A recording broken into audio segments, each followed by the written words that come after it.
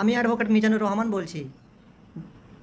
চলুন একটা নতুন কিছু ক্রিমিনাল কেসের সম্পর্কে আমরা জানি। হ্যাঁ, আপনাকেই বলছি, আপনার উপরে কি ক্রিমিনাল কেস আছে? তাহলে আপনার জন্য এই ভিডিওটা অনেক মূল্যবান হতে চলেছে। তো চলুন দেখা যাক আমি এই ভিডিওতে কী বলতে চাইছি সেটা আপনারা ক্যাপচার করুন। আপনি কি জামিন নিয়ে নিয়েছেন? আপনার উপরে কোনো ক্রিমিনাল কেস ছিল আর আপনি তাতে জামিন নিয়ে নিয়েছেন, বেল নিয়ে নিয়েছেন, দুটো বেল আর বা একটা নিয়ে, কিন্তু আপনি আর ডেটে হাজির হচ্ছেন না কোর্টে। কোর্টে আপনাকে কি ডাইরেকশন দিয়েছিল যে আপনি প্রত্যেক ডেটে আপনি কোর্টের সামনে আসবেন, কোর্টে হাজির হবেন, কিন্তু আপনি যাচ্ছেন না।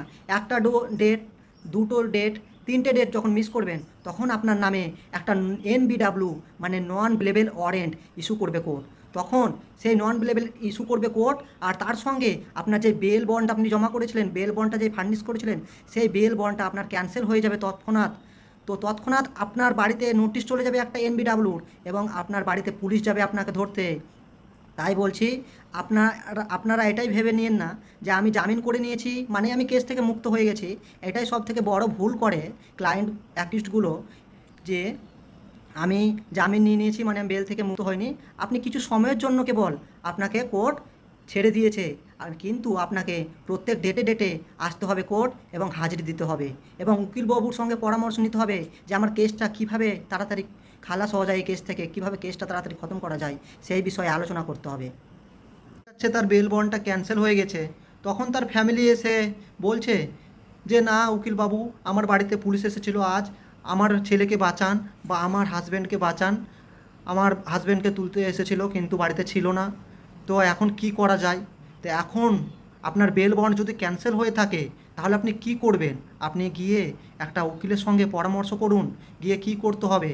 আপনাকে একটা স্যারেন্ডার কাম বেল পিটিশন ফাইল করতে হবে, কোর্টের সামনে হাজির হতে হবে একটা ডেটে গিয়ে, এবং আপনাকে রিকোয়েস্ট করতে হবে, আপনার উকিলবাবু আপনার তরফ থেকে রিকোয়েস্ট করবে যে আমি ডেট বুঝতে পারিনি, বা উকিলবাবু কোনো গ্রাউন্ড লাগিয়ে আপনাকে জামিন করিয়ে দিবে।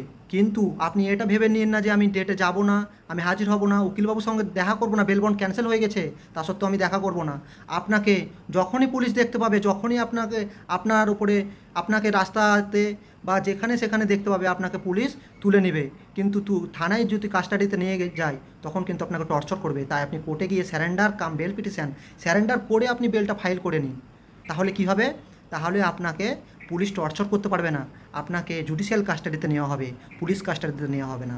তাই এই ইনফরমেশানটা সবাইয়ের কাছে যেমন ছড়ে যায়, সেই ভিডিওটা আপনারা শেয়ার করুন আর আমাকে সাপোর্ট করুন। আপনাদের ছোট ভাই হিসেবে এই ভিডিও বানাচ্ছি শুধু আপনাদের জন্য, কিভাবে আপনাদেরকে হেল্প করা যায়, কিভাবে আপনাদেরকে সাপোর্ট করব, সেই উদ্দেশ্য নিয়েই এই আমার ভিডিও বানা। আমি যতদিন এই পেশায় যুক্ত থাকব ততদিন আপনাদের এই ছোট্ট ভাই হিসেবে যতটুকু পারবো আমি হেল্প করে যাব এবং লিগ্যাল অ্যাডভাইস দিতে থাকব। তাই আপনারা আমাকে সাপোর্ট করুন এবং এই ভিডিওটি যত পারবেন শেয়ার করুন এবং লাইক কমেন্ট যত পারবেন